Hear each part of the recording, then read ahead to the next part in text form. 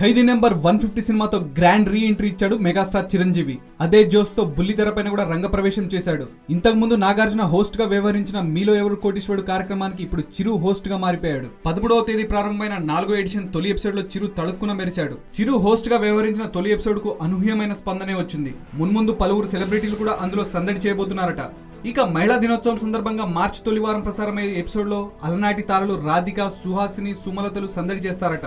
ఆ షోకి సంబంధించిన షూటింగ్ ను ఫిబ్రవరి 14న నిర్వహించారు. షూటింగ్ సందర్భంగా వారితో చిరు ఓ సెల్ఫీ దిగాడు. విచిత్రం ఏంటంటే అదే రోజు వ్యాలంటైన్స్ డే కావడం విశేషం. దీంతో ఆ ఫోటోలు కాస్త హాట్ టాపిక్ అయ్యాయి.